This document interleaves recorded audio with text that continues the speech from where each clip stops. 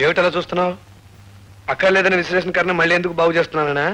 ప్రాణం ఉన్న మనుషులు నమ్ముకుంటే వాళ్ళు మోసం చేస్తారు, మనసులు మార్చుకుంటారు. అందుకని ప్రాణం లేని కర్రను నమ్ముకుంటే అది నన్ను విడిచిపెట్టకుండా కలకాలం నాకు తోడుగా ఉంటుందని. నిన్ను అనవసరంగా తొందరపడి పారేశాను, నన్ను మన్నించు.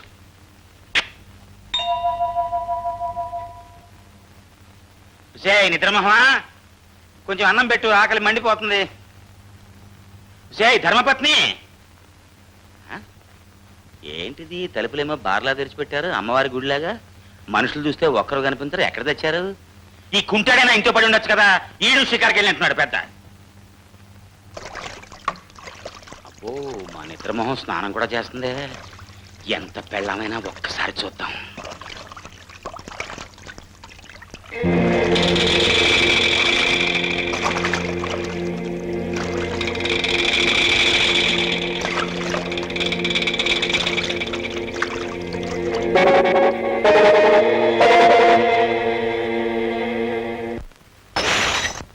సరిగ్గా ఏడాది నుంచి ఎదురు చూస్తున్నాను ఇలాంటి అవకాశం కోసమే.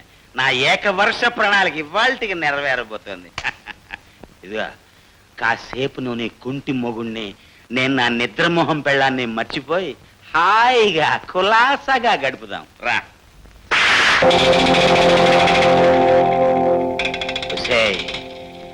నీ బాబుకి ఎదురు కట్నం ఇప్పించి నీ కుంటాడితో పెళ్లి జరిపించింది ఎందుకు అనుకుంటున్నావే? నాకు అందుబాటులో ఉంటావని. చూడు, నేను ఈ ఇంటికి అల్లుణ్ణి, అంటే ఈ ఇంటికే మొగుణ్ణి. ఇక్కడ నా ఇష్ట ప్రకారం జరిగి తీరాల్సిందే.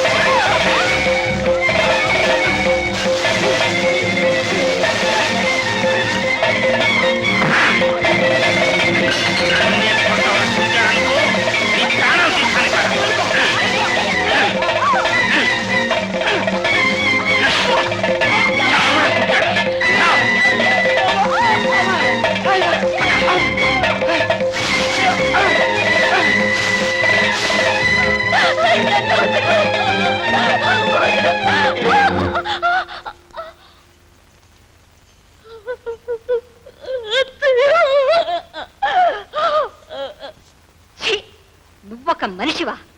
తోబుట్టు లాంటి ఆడపిల్ల మీద అక్రమం చేస్తావా? పాపానికైనా ఓ పరిధి ఉంటుంది, అన్యాయానికైనా ఓ హద్దు ఉంటుంది. అవి కూడా మర్చిపోయి పశువులాగా. అయ్యో, ఆయన వచ్చినట్టున్నారు. ఇప్పుడు నేనేం చేయాలి? చెప్పేది వినిపించుకో. ఇక్కడ జరిగిన విషయం మామగారికి చెప్పావో ఇప్పుడే ఈ క్షణమే నీ కూతురు వదిలిపెట్టేస్తాను. మీ అందరి బతుకులు నాశనం అయిపోతాయి. జాగ్రత్త.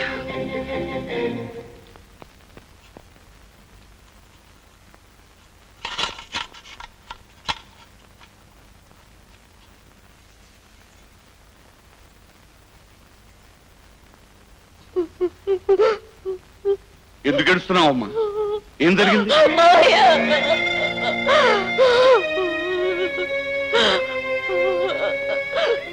చెప్పమ్మా, ఏం జరిగిందమ్మా? ఎందుకు ఏడుస్తున్నావు? మావయ్య అతను నన్ను నారు నీవే బగలాడి ఏదో ప్లేట్ మార్చాలని చూస్తున్నా. మామయ్య, ఏడుపు ముఖంతో చెప్పే డ్రామా డైలాగుని నమ్మకండి. భోంచేద్దామని చేద్దామని లోపలికి వస్తే అది నా చెయ్యి పట్టుకుని తన మీదకి లాక్కుంది. అబద్ధం, అంత అబద్ధం మావయ్య. అతను చెప్పే మాటలు నమ్మకండి. మావయ్య, నేను దేవుడి మీద ప్రమాణం చేసి చెప్తున్నాను. కావాలంటే గుళ్ళో దీపం కూడా ఆర్పుతాను. అవిటి వాడికి ఇచ్చి నన్ను కట్టబెట్టి నాకు ఏ సుఖం లేకుండా చేశారు. నువ్వైనా నన్ను సుఖపెట్టు అంటూ జలగలా పట్టుకుంది మావ నన్ను. అయ్యో, నువ్వు చేస్తుంది చాలా తప్పు పని. మా బావ నిన్ను దేవతలా చూసుకుంటున్నాడు, మా మామేమో నిన్ను కన్న కూతురులా చూసుకుంటున్నాడు. శుభ్రంగా తిని కూర్చోక ఇదేం పని అన్నాను. అప్పుడు తనేముందో తెలుసా? నా కడుపాకలు తీరుతోంది, బానే ఉంది, నా ఒంటాకలు తీరేదిలా కానీ సిగ్గు లజ్జ లేకుండా అడిగింది నన్ను. పోనీ నేను చెప్పే మాటల మీద నీకు నమ్మకం లేకపోతే మహాలక్ష్మి లాంటి అత్తయ్యని అడుగు మామ. మాట్లాడవేమే? ఏం జరిగిందో చెప్పు. లేదు మావయ్య, ఆవిడ అబద్ధం చెప్తుంది. నేను తనకేమి కానిదన్నని, నేనేమైపోయినా పర్వాలేదని ఆవిడ అబద్ధం చెప్తుంది. మీరు నమ్మకండి, మీరు నమ్మకండి.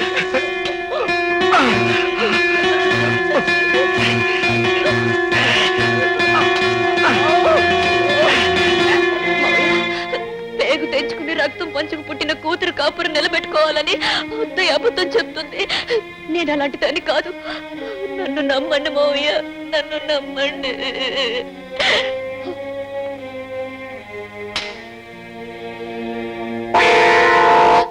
ఏమండి ఏమండి, మీరంతా చూశారు కదా, చెప్పండి, మీరైనా జరిగిందేటో చెప్పండి. నేను తప్పు చేశానని వీళ్ళంతా అంటున్నారండి. మీరే నా మీద మచ్చపడకుండా కాపాడాలి. చెప్పండి, మాట్లాడండి. నాన్న చంద్రయ్య, ఇక్కడ జరిగిందంతా నువ్వు చూశావని ఆ అమ్మాయి చెప్తాను. అసలు విషయం ఏంటో నువ్వు చెప్పినా. అంటే నీ బావు చెప్పింది నిజమేనన్నమాట. నిజంగానే ఈ దౌర్భాగ్యురాలు ముందు దాన్ని ఇంట్లోంచి బయట పంపించి.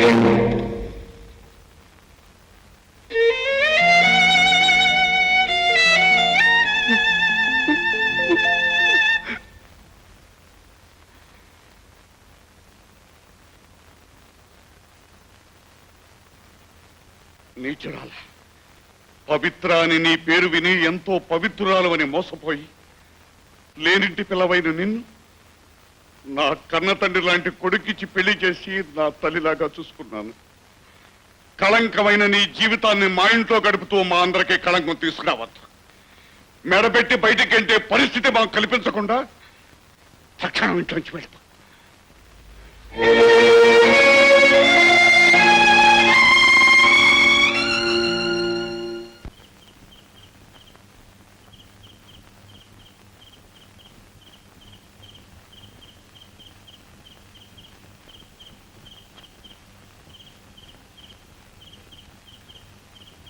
పవిత్ర,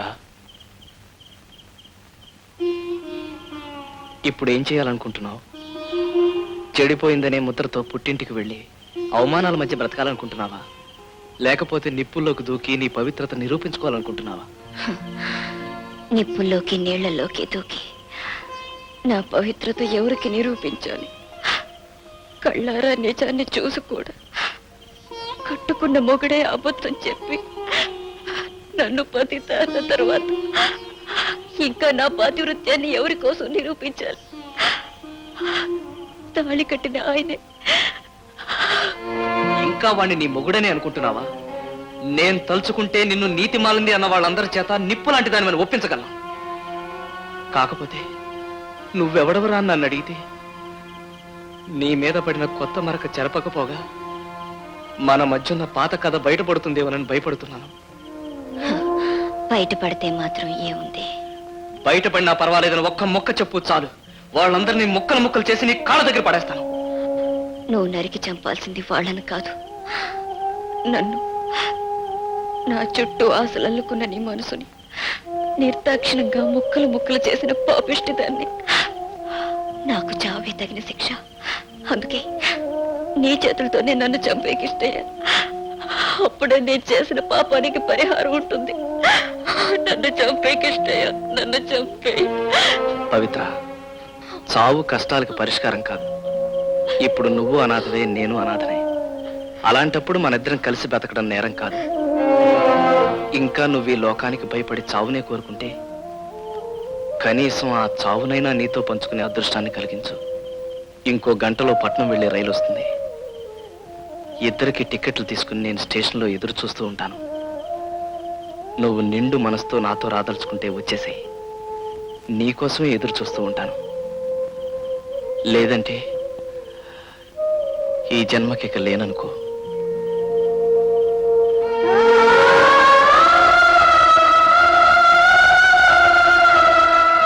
పవిత్ర,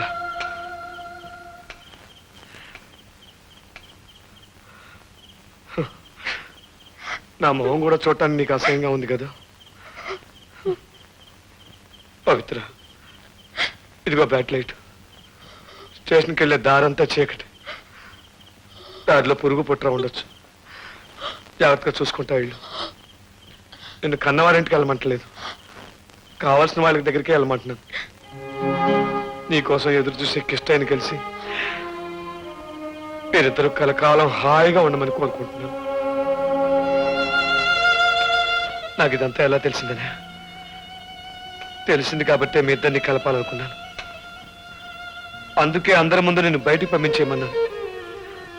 పవిత్ర, నేను మా ఇంటికి తీసుకొచ్చినంత గౌరవంగానే పంపాలనుకున్నాను. కానీ మా నాన్న పాతకాలం మనిషి. మనసు కంటే మాంగళ్యమే ముఖ్యం అనుకుంటాడు. నీకు నువ్వుగా ఇంట్లోంచి బయటికి వెళ్ళలేవు. అందుకే అందరి చేత నేను బయట పంపించేయాలని అలా అబద్ధం చెప్పాను. నాకు తప్పైతే నన్ను మన్నించు. మా అమ్మాయి ఎలా ఉంటుందో నాకు తెలియదు.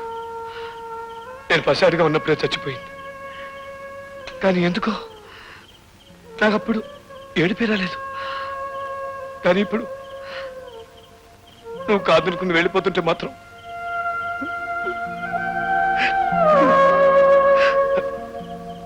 నాకేం పర్వాలేదు పవిత్ర.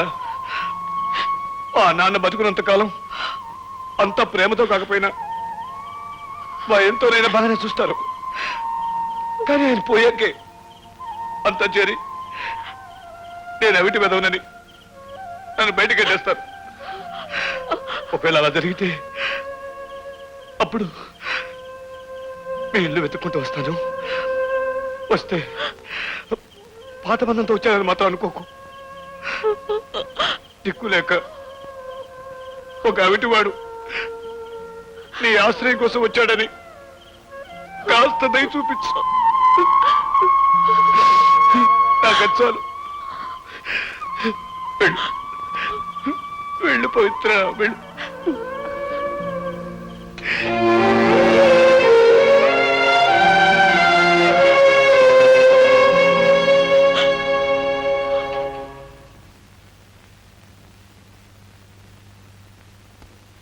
అది కాదు ఊర్మిళ, జరిగింది ఏంటంటే పశువా, తులసి మొక్క లాంటి మా వదిన ఒంటి మీద చేయవేసిన నీచుడివి.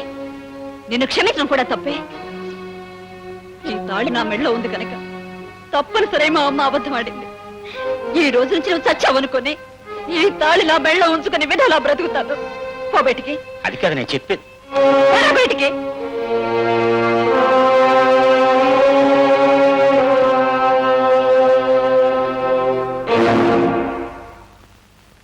ఒరేయ్, నా కూతురు మెళ్ళో తాళి కట్టావు గనక నువ్వు బ్రతికిపోయావురా.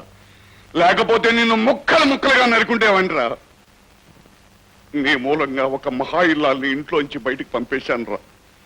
మళ్ళీ ఈ గడప తొక్కు.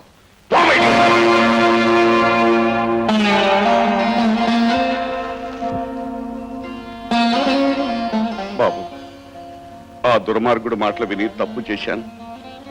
ఆ అమాయకురాలికి అపకారం చేశాను. నేనే నీ కొడుకునైతే నన్ను క్షమించవాలన్నా.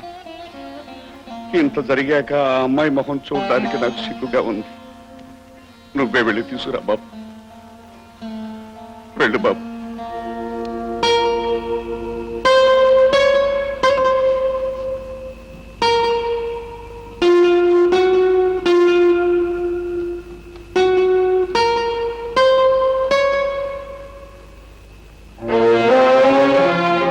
వచ్చేసావా? నువ్వు వస్తావో రావో అని దిగులుతో ఎదురు చూస్తున్నాను. పద, బండి వచ్చే టైం ఇది. నేను నీతో బయలుదేరడానికి రాలేదు, రావటం లేదని చెప్పడానికి వచ్చాను. దీన్ని చూసావా? ఈ స్టేషన్కి వచ్చే దోవలో పురుగు పుట్ర నన్ను కరవకుండా ఉండాలని మా ఆయనే నాకిచ్చి పంపారు. ఎందుకో తెలుసా? ఇష్టమైన మనిషితో వెళ్ళి హాయిగా బ్రతకమని. కట్టుకున్న భార్యని అలా పంపారంటే ఆయన మనిషి కాదు కృష్ణయ్య, దేవుడు. అలాంటి దేవుణ్ణి వదిలి నన్ను నీతో రమ్మంటావా? జన్మనిచ్చిన దేవుడే ఆయన శరీరానికి అవిటితనాన్ని ఇచ్చాడు. ఇప్పుడు నేను కూడా నీతో వచ్చేస్తే ఆయన మనసు కూడా అవిటిదైపోతుంది. అంత పాపం చేసి మనిద్దరం పొందేది క్షణికమైన ఆనందమేగా. ఒక మంచి మనిషికి అన్యాయం చేసి జీవితాంతో అది తలుచుకుంటూ లోపల కుమిలిపోతూ బ్రతకలేను. ఇప్పుడు చెప్పు కిష్టయ్య, నన్ను నీతో రమ్మంటావా? నువ్వు ఆనందంగా ఉండాలని నాతో రమ్మన్నాను. ఆ ఆనందం నీకు నీ భర్త దగ్గరే లభిస్తుందంటే అంతకంటే నాకు కావాల్సిందే ఉంది. ఎంతైనా నువ్వు కట్టుకున్న వాడిని పూజించుకునే ఈ మట్టిలో పుట్టిన ఆడదానివేగా. నా వల్ల నీకేదైనా బాధ కలిగించుంటే నన్ను క్షమించు. బాధపడుతున్నావు కదూ? లేదు, ఒకప్పుడు నేను ప్రేమించిన పవిత్ర ఈ రోజు నేను ఊహించనంత ఎత్తు ఎదిగిపోయి కనిపిస్తుంటే నేను గర్వపడుతున్నాను. నువ్వెక్కడున్నా నువ్వు బాగుండటమే నాకు కావాల్సింది. వెళ్ళు.